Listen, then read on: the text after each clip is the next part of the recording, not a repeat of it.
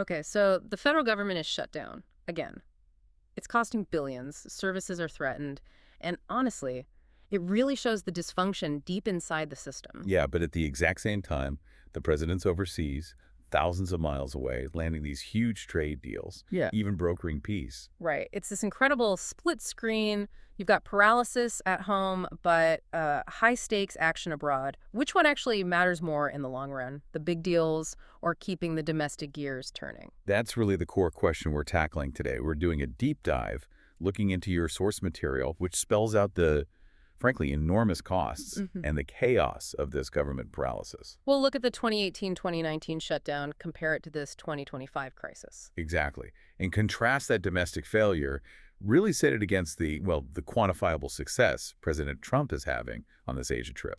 And you really can't avoid the news hook right now. I mean, this 2025 shutdown, it's already the third longest in U.S. history. And the economic hit isn't some abstract number. The sources say it's clocking in at around $7 billion a week per week. $7 billion. If you hear nothing else today, just let that number sink in. It's just bleeding money. And it hits people immediately. We're seeing critical services start to wobble. Yeah. The USDA is warning, 42 million Americans? They could face shortages in SNAP food aid starting November 1st if this keeps up. SNAP, that's the food stamp program, right? Supplemental Nutrition Assistance Program, yeah. That's millions facing hunger because of D.C. gridlock. And then you've got FBI investigations stalling out federal workers missing paychecks. And why? Because Congress just can't pass a funding bill. How many times have they failed now? 11 times. 11 times, according to the sources. The House hasn't even held a legislative vote in, 31 days as of late October. Yeah. Just silence. Yet President Trump goes off on the Asian trip, and he's apparently locking down commitments for over $900 billion in U.S. investments, plus brokering a ceasefire between Cambodia and Thailand. It's a really stark contrast, isn't it? Yeah. Active executive leadership versus, legislative standstill.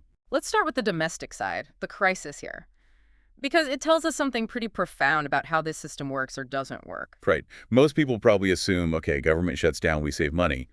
But the sources, they show the opposite. Shutdowns usually cost more than they supposedly save. How does that even work? How does stopping work cost more? Well, think about the CBO, that's the Congressional Budget Office. Yeah. They looked at the 2018-2019 shutdown. Yeah. They estimated $3 billion in permanent economic losses. Money just gone forever. And an $11 billion hit to GDP overall. Permanent loss. What does that mean exactly? Lost productivity. Mostly, yeah. Lost productivity, projects delayed, but also just wasted taxpayer money. The biggest immediate waste, back pay. Oh. For that 2018-2019 shutdown, it cost $3 billion just in back pay for furloughed workers. So paying people for hours they didn't work. Exactly. Right. Money paid out because Congress couldn't get its act together. Think about it. Taxpayers are basically funding forced vacations for hundreds of thousands of federal employees. Okay, so we're paying people not to work, and we're also losing billions in long-term economic activity. It feels like an incredibly inefficient way to make a political point. Well, But wait, there's another side to this in the sources, isn't there? A sort of philosophical argument. there is. It's a crucial point to understand the thinking behind it, for some at least.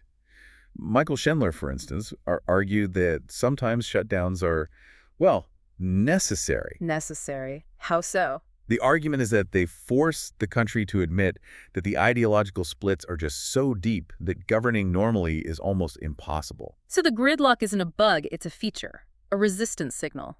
Kind of. It's framed as resistance against what some see as a corrupting government.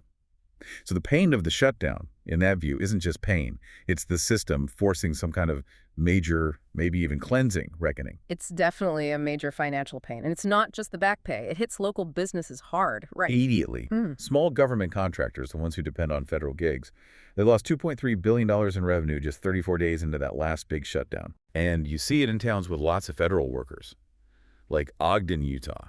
Restaurants saw sales drop by half, almost overnight. It just shows how tied into that federal system the wider economy really is. And on top of all that, the government itself spends more money just managing the shutdown. Yeah, operational costs go up. Agencies have to make contingency plans. They lose user fees they normally collect. And then they spend even more trying to catch up once things reopen. It sounds like the system is so bloated, even stopping it is expensive. That's one interpretation, yeah. It costs more to stop than to just let it run. Okay, let's talk about security and justice. Because when the government stops, those critical functions are hit too, aren't they? Absolutely. Former Homeland Security officials warned about it.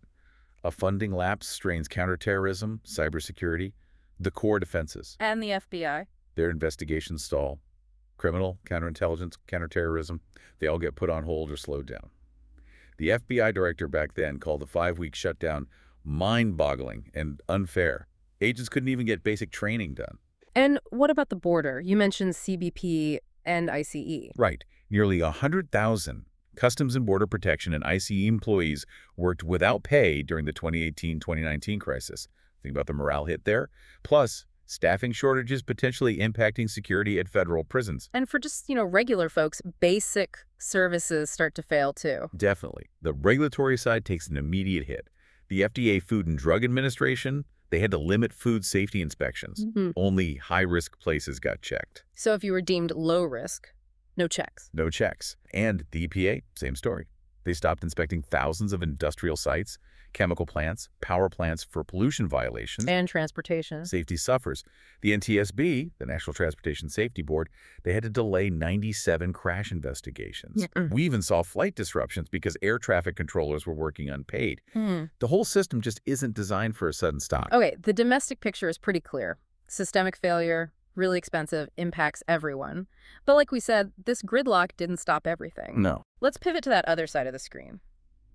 The president focusing on these big international deals.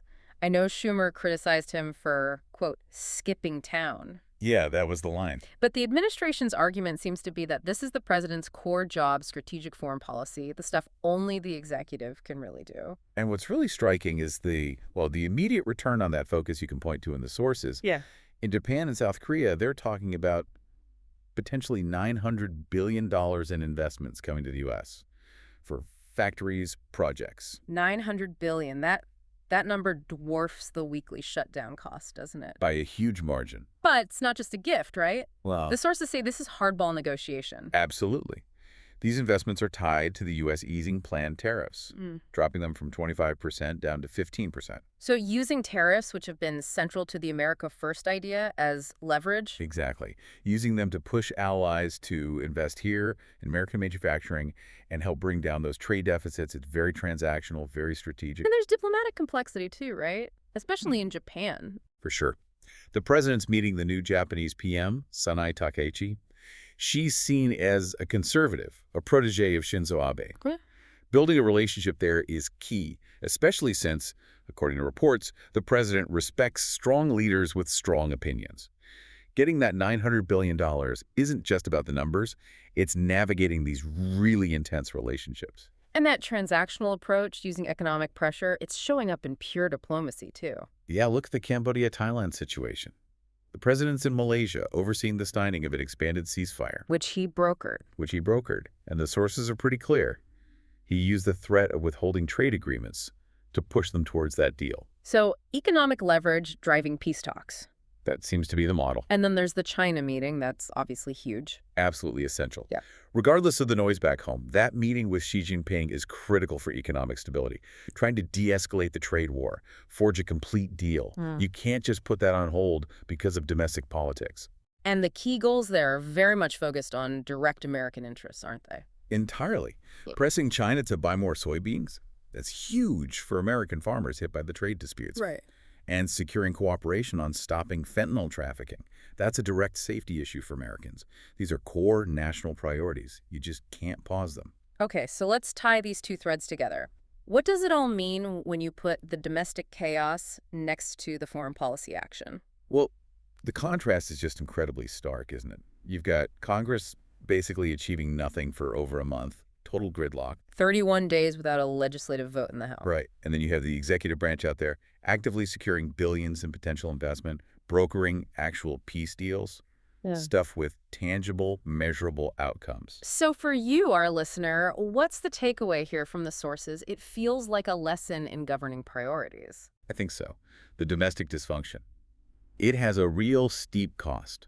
That $3 billion permanently lost, the 42 million people potentially losing food aid. Yeah. It shows how maybe wasteful the system can be when it hits these roadblocks. But But the core strategic stuff, trade, security deals, global stability, the argument is that those are just too critical for America's place in the world, too vital for the future to let that same dysfunction derail them. And we know now, the CBO confirmed it, right? A shutdown government actually costs more than keeping it open. Yep. It wastes taxpayer money, it can hurt security, and yet it doesn't actually stop the president from doing these big strategic things abroad. Which leads to maybe a final thought for you to chew on. If shutting down the government doesn't save money, if it causes permanent economic damage, and mainly just highlights how painful and dysfunctional the bureaucracy can be, then maybe the real question isn't when to shut down the government as a protest tactic. Maybe the focus should be shifting more towards figuring out which parts of this massive federal machine are truly essential, the FBI, border security, core functions, and which parts are just costing us billions without providing that absolutely indispensable value.